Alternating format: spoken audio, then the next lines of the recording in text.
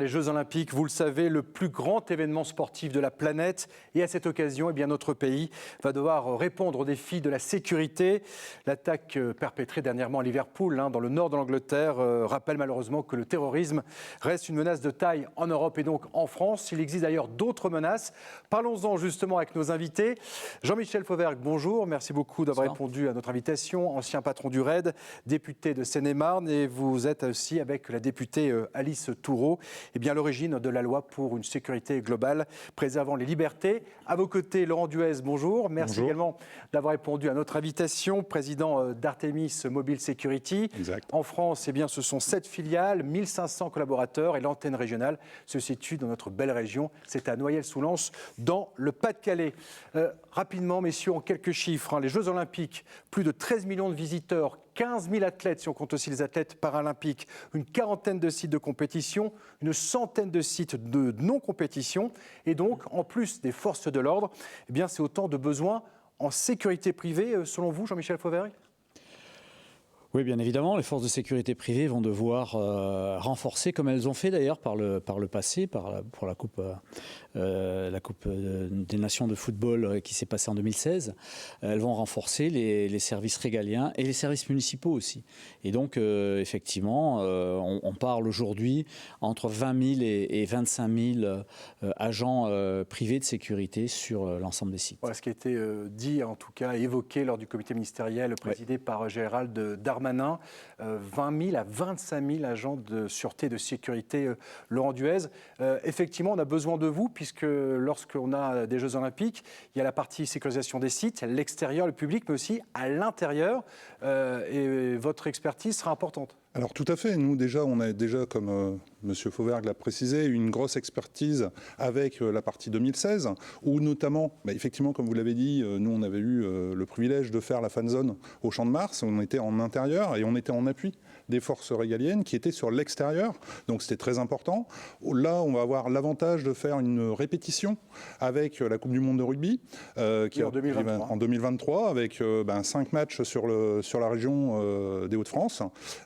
Et après, là, on travaille déjà pour mettre en place les formations, mettre en place les qualifications, mettre en place les nouveaux métiers pour cette échéance très importante. Oui, ça se rapproche dans un peu plus de 2 ans et demi maintenant. Jean-Michel Fauvergue, rappelons que vous êtes aussi l'ancien patron du RAID. Vous avez malheureusement connu ces attentats de 2015. D'ailleurs, le 13 novembre rappelle ces tristes attentats qui se sont déroulés dans notre pays. Vous êtes intervenu au Bataclan, aussi pour l'hypercachère. Vous me disiez, c'est qu'on a beaucoup parlé effectivement des forces de l'ordre en place, quelles qu'elles soient d'ailleurs, BRI, RAID, GIGN. Mais vous avez dit également que l'intervention, en tout cas le rôle des agents de sécurité sur place, a été aussi importante, c'est vrai ? Oui, tout à fait. Au Bataclan, par exemple, vous avez un agent de sécurité qui est intervenu assez rapidement et qui a réussi à faire sortir sous le feu un certain nombre de spectateurs qui étaient là, donc il a au péril de sa vie. Vous avez aussi des agents de sécurité qui étaient au stade, qui ont réussi à détecter des comportements douteux des premiers kamikazes et qui les ont empêchés de rentrer, donc d'éviter un massacre à l'intérieur du stade. Ce qui veut dire que les agents de sécurité sont d'une manière générale de mieux en mieux formés et ils ont quelquefois des attitudes courageuses et ça permet de sauver des vies. Et ça, c'est important de le savoir. Leur formation, bien sûr, doit encore augmenter, mais elle a déjà augmenté. C'est quelque chose d'important. Rappelons-le, c'est vrai que sécuriser ces jeux, ça va être un enjeu important. Vous l'avez dit, Jean-Michel Fauvergue, le temps presse, on a dans 2 ans et demi, il faudra être prêt, 20 000 à 25 000. Évitons la malheureuse expérience des JO à Londres, où une agence de sécurité n'avait pas pu fournir assez d'agents. Il a fallu recruter, en tout cas réquisitionner 4 000 soldats supplémentaires. Donc la formation, le recrutement, ça sera particulièrement important. Alors c'est déjà enclenché. Aujourd'hui et toutes les semaines quasiment, il y a des réunions entre les organisations représentatives des métiers de la sécurité et les pouvoirs publics pour travailler, pour envisager pour affiner ce chiffre de 20 à 25 000, parce que ça va être très très différent, énormément de gens sur le bassin parisien, mais beaucoup de gens en annexe, des missions très particulières, très diversifiées. On parlait des nouveaux métiers, les agents cynophiles, explosifs, qui commencent à venir, alors que c'était des métiers un peu réservés aux forces régaliennes, qui vont vraiment prendre de l'ampleur. Et puis, surtout, travailler sur une classification qui va nous permettre de mieux valoriser ces métiers pour donner envie aux gens de venir. Féminisation, alors justement, notamment. Jean-Michel Fauvergue, vous vouliez ajouter? Oui, ce sont des apports dans ce but-là d'ailleurs, de la loi sécurité globale que j'ai eu l'honneur de porter avec Alice Toureau, qui sont des apports importants, qui à la fois vont faire travailler ces agents de sécurité en quantitatif et en qualitatif.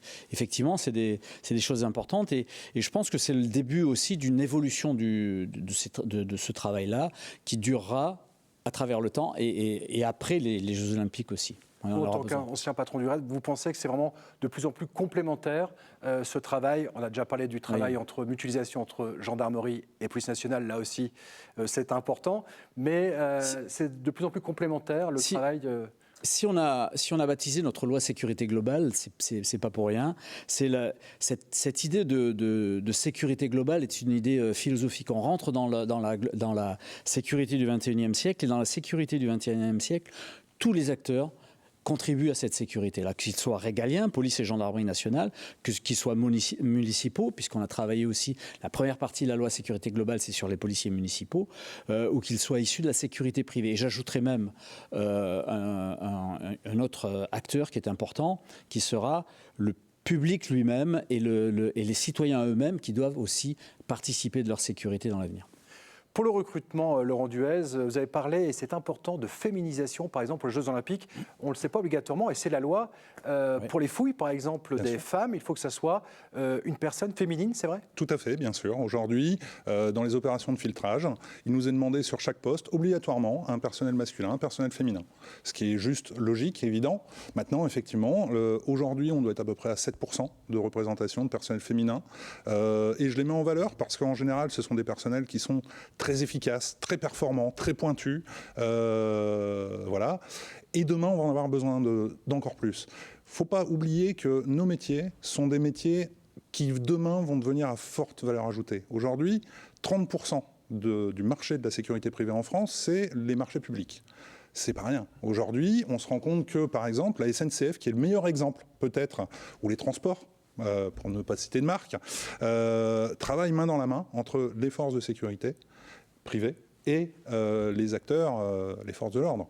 Et c'est très important. L'important également, je présume, c'est de rendre aussi ces métiers plus attractifs. Ce sont des métiers, en tout cas un secteur, actuellement de nombreux secteurs d'activité sont sous tension, plus attractifs, plus de reconnaissance. En plus, c'est bien, il faut le souligner, vous avez dû vous en rendre compte, des métiers aussi qui se professionnalisent. Exactement. Alors pour la reconnaissance, on a déjà eu dans la sécurité globale une forte reconnaissance, puisqu'on a eu un apport avec la reconnaissance de nos métiers. Et aujourd'hui, tous les actes qui seront contre un agent de sécurité seront vraiment marqués et on a valorisé nos agents, donc on va les protéger. Donc merci à l'État et à M. Fauvergue qui a participé activement à cela. Mais surtout, aujourd'hui, nous, on travaille beaucoup sur les nouvelles classifications. Depuis 18 mois, avec les organisations syndicales, on travaille main dans la main. C'est pas toujours facile, mais on avance bien. On est en train de tout refondre pour revaloriser, travailler sur des métiers. Nos métiers ont fortement évolué, l'informatique, les technologies, etc. Et notre plateforme sociale devrait, courant 2022, avoir une augmentation des salaires d'environ 10% sur l'ensemble de la plateforme sociale. Parmi les différentes menaces, très rapidement par rapport aux Jeux Olympiques ou ces grands événements que nous allons accueillir comme la Coupe du Monde, on parle aussi d'une menace, c'est la cybermenace. Est-ce que les entreprises de sécurité telles que la vôtre peuvent aussi rentrer aussi dans ce type de... Alors aujourd'hui, il y a de plus en plus effectivement de groupes de sécurité qui s'intéressent de très près à ces métiers-là. Ce sont des métiers très pointus. On n'est pas vraiment sur de l'agent de sécurité, on est plus sur des professionnels de la technologie, mais oui, bien sûr, on y est. Notamment l'État qui a un site très très performant sur les informations de cybercriminalité. Et oui, c'est un enjeu de demain. De toute façon, toute la partie technique sera de plus en plus présente au quotidien pour le public, pour nous et pour vous, les premiers. Ce sera de plus en plus complémentaire. Nous sommes dans une phase de transition. Il faut aussi que les cultures, les mentalités évoluent en même temps entre les forces de l'ordre, les forces régaliennes et donc les agents de sécurité et de sûreté. On en parle, c'est vrai, là pour les Jeux Olympiques, pour la Coupe du Monde, mais l'important aussi, c'est que cette complémentarité, elle devienne quotidienne. C'est ça aussi l'enjeu, Jean-Michel Fauvergue ? Oui, l'enjeu, c'est ça. Alors, complémentarité et coordination. Et la coordination doit se faire au niveau des forces régaliennes, ça, pour le coup. Oui, c'est un enjeu, c'est quelque chose d'important qui doit se développer à l'occasion de ces grands événements que sont les Jeux Olympiques et la Coupe de monde de rugby. Mais par-delà ça, dans l'avenir, la sécurité privée doit aussi porter sa pierre à la sécurisation de tous les Français. Quand vous êtes sur la voie publique, vous êtes sécurisé par la police nationale ou la gendarmerie nationale ou la police municipale. Quand vous rentrez dans un grand centre commercial, c'est le service privé de sécurité qui va vous sécuriser en relation avec la police nationale. C'est ça que l'on doit rendre beaucoup plus fluide sous la coordination des forces régaliennes. Est-ce qu'on peut penser un jour aussi des formations entre forces régaliennes et agents de sécurité ? Ça se fait déjà. Aujourd'hui, on a la chance d'avoir des partenariats et de travailler. Alors aujourd'hui, on est plus dans le cadre de démonstrations, d'apports, de conseils. Je pense effectivement que demain, et notamment sur les aéroports, dont on parle peu, mais qui est le meilleur exemple d'un travail commun et collaboratif. Je sais qu'il y a des formations qui existent en permanence entre notamment les forces du RAID qui viennent régulièrement faire des exercices et qui forcément s'appuient sur les agents de sécurité pour le périmètre. Très rapidement, puisque ces métiers sont en train de se valoriser, notamment avec les Jeux Olympiques de 2024 et pour le quotidien, c'est l'enjeu également, vous l'avez rappelé, Jean-Michel Fauvergue. Si je souhaite entrer chez Artemis Security, on peut postuler. C'est simple, c'est un CQP. 175 heures, c'est une demande d'autorisation au CNAPS. Il faut bien sûr avoir une exemplarité au niveau de sa vie.